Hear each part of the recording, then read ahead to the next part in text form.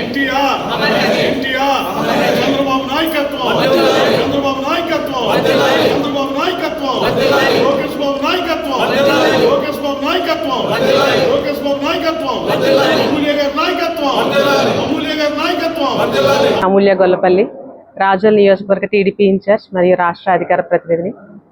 Telugu Desam party అంటేనే పెద్ద కుటుంబం. మా పెద్ద కుటుంబానికి ఈవేళ సంక్రాంతి లాంటి పెద్ద పండుగ ఈ మహానాడు. ఈ 2026వ సంవత్సరంలో మేము స్త్రీ శక్తి అనే ఒక థీమ్ తోటి మహానాడిని జరుపుకోవటం మా అందరికీ స్త్రీలకి మరి ముఖ్యంగా చాలా చాలా సంతోషంగా ఉందండి.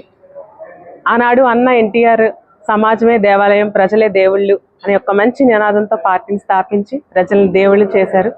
ఆ తర్వాత చూస్తే కనుక చంద్రబాబు నాయుడు గారు విజనరీ లీడర్గా ఆయన మన ముందుకు తెలుసు. పార్టీ పెట్టినప్పటి నుంచి కూడా స్త్రీలకు ఇచ్చే గౌరవం, ఆస్తి హక్కుల్లో సమాన భాగం, అలాగే విజనరీ లీడర్ చూసుకుంటే కనుక డ్వాక్రా లాంటి మంచి ఉపాధి హామీ పథకాలతో స్త్రీల్ని ఫైనాన్షియల్గా ఎంప్లాయ్మెంట్ ఇవ్వాలి, జనరేట్ చేయాలనే ఉద్దేశంతో స్త్రీలందరినీ ముందుకు తీసుకురావటం.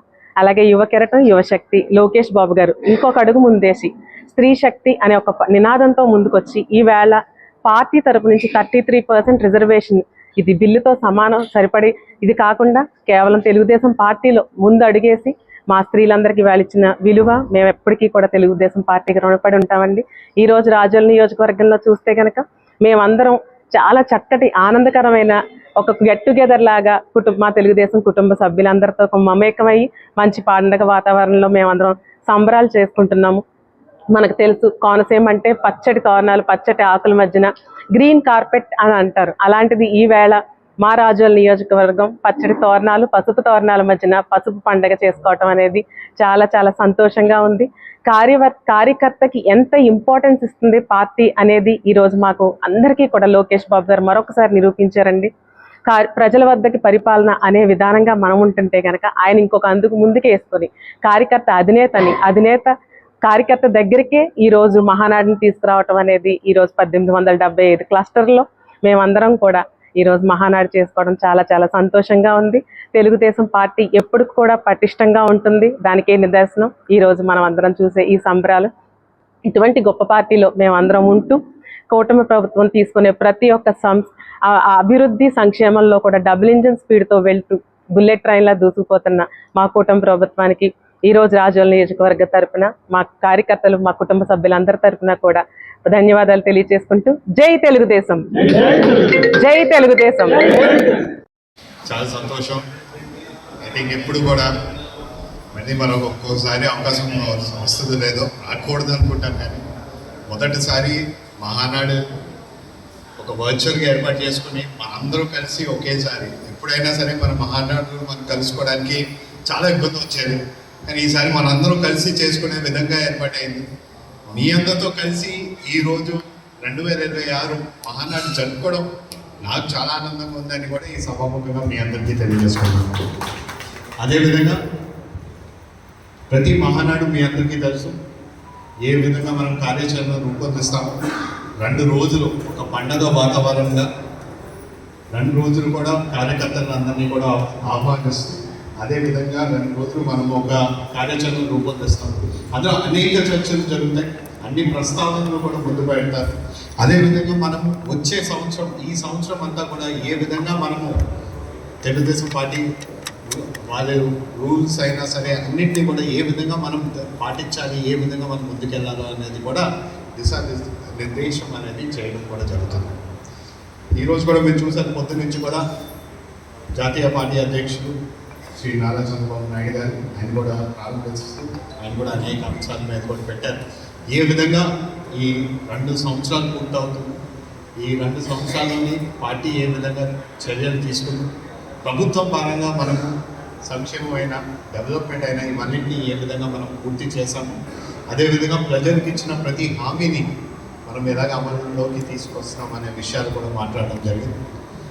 ఇంకా అవతల పార్టీ, ప్రతిపక్ష పార్టీ వాళ్ళు చెప్పాల్సింది వాళ్ళు ఎప్పుడు చేసింది ఏమి ఉండదు, కానీ ఎప్పుడు ఏం చేసింది అనేది గత 5 సంవత్సరాలు వాళ్ళు ఏం చేసిందో వాళ్ళు చెప్పుకోవడానికి కూడా లేని పరిస్థితి. కానీ 2 సంవత్సరాలు వాళ్ళు అనేక అంశాల మీద మన మీద ప్రస్తావిస్తారు, మాట్లాడుతూ ఉంటారు. కానీ నిజంగా అంటే ఏదైనా ఉంటే అసెంబ్లీ సమావేశాలకు వచ్చి మాట్లాడమనంటే మాకు అపోజిషన్ స్టేటస్ ఇచ్చిన తర్వాత మేము వస్తాం. అదేం అపోజిషన్ స్టేటస్ అనేది ఇచ్చే ఉంటే మేమైతే ఇచ్చేవాళ్ళమే. కానీ వాళ్ళు కనీసం ఉండాల్సిన సీట్లు మెజారిటీ కూడా లేని పక్షాన వాళ్ళకి అపోజిషన్ స్టేటస్ అనేది కోల్పోయింది.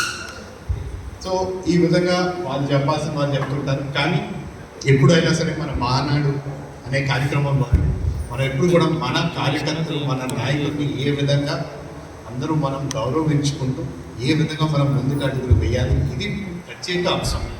అదేవిధంగా మనం ఇప్పుడు పార్టీ పరంగా కార్యకర్తల సంక్షేమం నిధి అయినా లేకపోతే పార్టీ ఈ సంవత్సరం ఈ ఫైనాన్షియల్ ఇయర్లోని పెట్టిన ఖర్చులు వచ్చిన ఆదాయం ఇవన్నీ విషయాలు కూడా తెలియపరచడం కూడా జరుగుతుంది. మీ అందరికీ కోరేది ఒకటే, మీ అందరూ కూడా ఆశించారు. ఈ సంవత్సరం కూడా నెల్లూరులోని మనం ఆల్రెడీ అనౌన్స్మెంట్ కూడా చేసాం, మహానాడు ఈవెంట్ నెల్లూరులో చేస్తామని చెప్పి. కానీ ఈ వెస్ట్ ఏషియా కాన్ఫ్లిక్ట్లోని మీకు తెలుసు ఏ విధంగా ఆయిల్ ప్రైసెస్ అనేవి చాలా ఇబ్బందిగా ఉంది. ఆయిల్ ప్రైసెస్తో పాటు ఎక్కువగా ఈ సడన్గా ఆయిల్ అనేది ఎక్కువ పర్చేస్ అవుతే కూడా సప్లై అనేది లేని పక్షంగా చాలామంది కూడా ఇబ్బంది పడుతున్న సమయంతో అప్పుడు ఆయన మన ప్రధానమంత్రి గారు నరేంద్ర మోడీ గారు ఇచ్చిన సూచన మేరకు ఆయన తెలియపరిచారు. ఇలాగా ఈ ఒక 6 నెలల వరకు మీకు ఎంత వరకు అయితే కానీ తగ్గించుకోవాలి, ఈ ఆయిల్ పర్చేస్ అన్నా సరే, ట్రావెలింగ్ అన్నా సరే, ఇవన్నింటినీ తగ్గించుకునే విధంగా మీ అందరినీ అడగడం జరిగింది.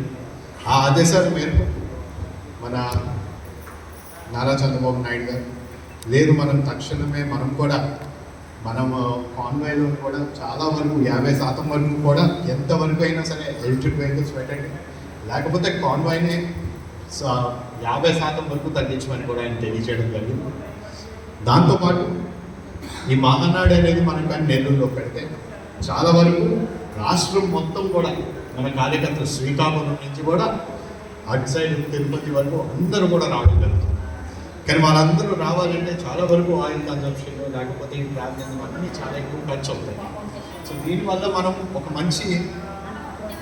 మనం చేసే మహానాడు కార్యక్రమం కన్నా ఇది ఎడిషనల్ ఖర్చు అనేది చాలా తక్కువ ఆలోచన వస్తుంది అనే ఉద్దేశంతో ఈసారి రాష్ట్రం మొత్తం కూడా 1875 క్లస్టర్స్ వారిగా వర్చువల్ స్క్రీన్స్ పెట్టి మనం ఈ మహానాడు కార్యక్రమం చేసుకున్నాం. ఇక్కడ క్లస్టర్ ఇన్ఛార్జ్, క్లస్టర్ కన్వీనర్ వీళ్ళు చాలా వరకు పూర్తి బాధ్యత నిర్వహిస్తూ పొద్దున్న నుంచి సాయంత్రం వరకు కూడా ఏమి ఇబ్బందులు లేకుండా చాలా అద్భుతంగా అందరినీ కూడా తీసుకున్నారు. చాలా వరకు అన్ని చోట్ల కూడా ఏసీ ఫంక్షన్ హాల్స్ కూడా తీసుకోవడం జరిగింది. మీ అందరికీ కూడా ప్రత్యేక ధన్యవాదాలు తెలియజేసుకుంటూ మీ అందరినీ కోరేది ఒకటే, ఈ విధంగా మనం ఎప్పుడైనా సరే మేము ఈ పదవిలో ఉన్నా సరే, మేము ఈ పదవికి వచ్చినా సరే, మా గెలుపు అయినా సరే, ఎప్పుడైనా మా బలం అంతా కూడా తెలుగుదేశం పార్టీ నాయకులు కార్యకర్తలని కూడా ఎప్పుడైనా సరే మేము చాలా వరకు కొంతమంది మా నాన్నతో అత్యంత సన్నిహితులు. ఆయన కొన్నిసార్లు ఎప్పుడన్నా నా మీద కోపగిస్తూ ఉంటారు. కానీ ఆయన నా మీద కోపగించినా సరే నేను ఆయనతో మాట్లాడతాను, ఆయన తెలియపరుస్తాను. అంటే నా వరకు నేను చేయాల్సింది ఒకటి ఉంటుంది. ఎప్పుడైనా సరే కొంతమంది నేను ఇంతలాగా నేను చేశాను, నువ్వేమో నేను అడిగింది ఒకటి నాకు చేయలేకపోతున్నావు అనేది చాలామంది అడుగుతాను.